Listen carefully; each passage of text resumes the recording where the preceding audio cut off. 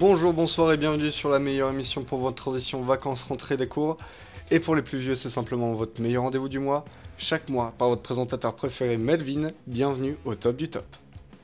Et vous êtes sûrement au courant, si vous suivez un peu les réseaux sociaux de WWE Fan France, la chaîne prépare pour le 4 septembre, soit dans quelques jours, un grand renouveau pour la chaîne. De nouveaux chroniqueurs, de nouveaux visuels et de nouvelles musiques, comme vous avez pu le remarquer dans l'intro.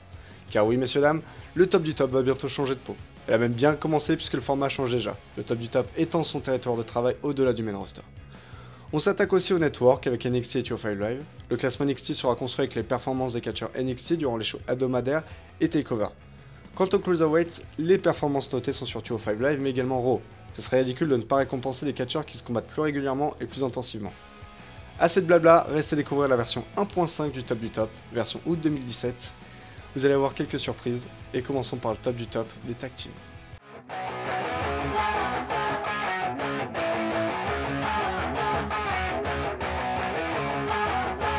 À la 5ème place, le Mr. Rage.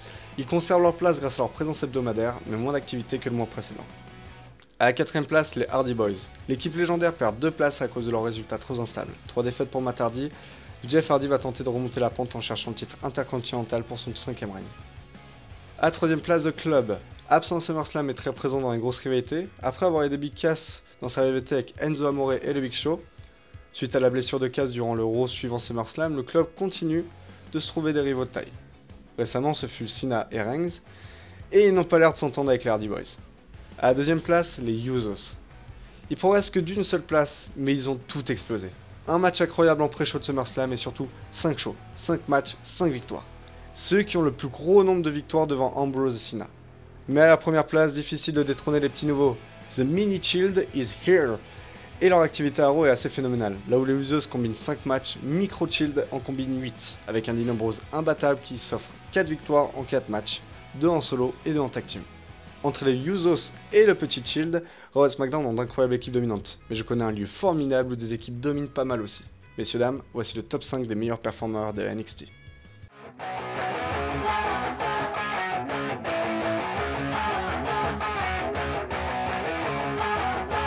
À la 5ème place, Andrade Cien Almas, présent uniquement à 2 reprises, une fois en show hebdomadaire, une fois takeover, il arrivera quand même à bout de No Way Rosé et Johnny Gargano. Une sacrée réussite qui doit bien à sa nouvelle manageuse, Zelina Vega. À la 4ème place, Roderick Strong. L'homme qui terrifie le plus glorieux des hommes n'a malheureusement pas eu sa chance pour takeover, mais il s'est montré présent et surtout victorieux durant les shows hebdo. À la 3ème place, fini les gros muscles, on passe au charme de la ravissante Peyton Royce. Son nom en dit long sur sa valeur, mais accompagnée de Billie Kay, la jeune femme est toujours présente, à chaque show, et en plus elle gagne ce match, notamment face à sa rivale Ruby Riott. À la 2ème place, après les femmes, les équipes, ou plutôt les clans, Sanity, le groupe arrive enfin à exploser en anéantissant Author of Pain dans un match bordélique mais fou à Takeover, une sacrée réussite qui leur rapproche de main roster telle la famille Wyatt. À la première place, Drew McIntyre rentre dans l'histoire du top, mais aussi d'NXT avec ce nouveau règne. Mais qui dit nouveau règne dit nouveaux ennemis, et avec Adam Cole, nous risquons de voir ce qu'il y a de plus fort à la NXT. Voilà pour NXT, c'est toujours un peu spécial de classer pour NXT car leurs présences sont parfois très rares à cause de leur système d'enregistrement, mais si on peut applaudir des performances comme celle de Peyton Royce ou de Roderick Strong, qui ont effectué plusieurs matchs, alors c'est ce qu'il faut. Revenons au main roster, mais restons chez les femmes. C'est le top 5 des meilleurs women's de Raw et SmackDown.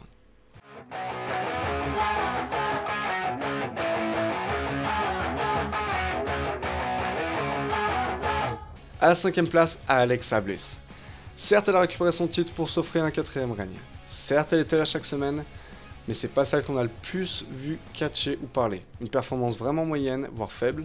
La récupération de son titre lui sauve la place et la fait rentrer dans le classement. À la 4ème place, Emma. S'il y en a une qu'on a bien entendu à Raw, c'est Emma. Sans compter Twitter, l'Australienne a beaucoup fait parler d'elle. Et malgré ses 3 défaites, elle s'est rattrapée en battant Mickie James pour le droit de se plaindre. Un match plein d'enjeux. À la 3ème place, Nia Jax. Difficile de ne pas la rentrer dans le lot malgré qu'elle n'ait toujours pas eu sa chance. La jeune femme va enfin pouvoir changer ça après s'en être pris à Alexa Bliss. À la 2ème place, Natalya. La première et la seule woman de SmackDown dans ce top 5. La jeune femme n'est pas la plus dominatrice de SmackDown, mais sa réussite à SummerSlam a été un vrai exploit et elle confirme son rôle de menace féminine. À la première place, Sasha Banks. 3 victoires en 4 matchs, un nouveau règne. Même si sa durée fut courte, la jeune prodige continue de montrer qui est la boss à la WWE. La force féminine est à Raw ce mois-ci, mais il existe d'autres showstoppers à Raw. Ce sont les Cruiserweights. Entre Raw et 205 Live, les maigrichons nous montrent voltige, technique et violence. Messieurs, dames, bienvenue dans le top 5 Cruiserweight.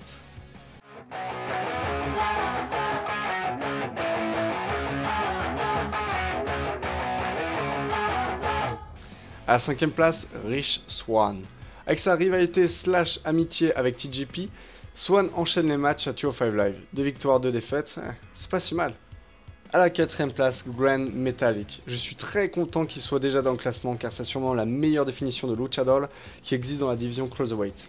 C'est l'un des points forts de 205 Live. Il a d'ailleurs effectué un sans faute ce mois-ci avec 4 matchs, 4 victoires, une très bonne performance.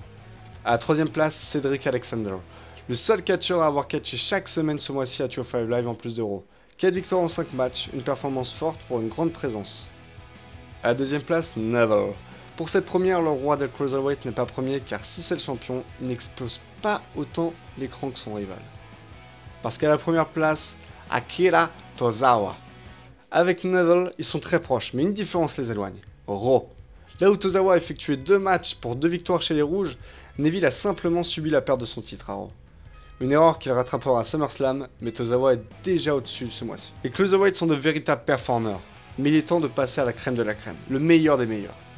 Le top 10 des superstars de Raw et SmackDown du mois d'août 2017.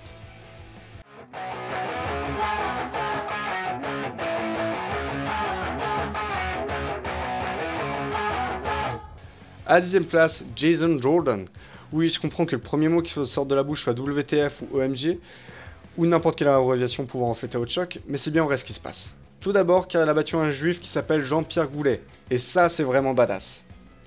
Mais il a 6 matchs à son actif, ce qui est énorme en 4 semaines.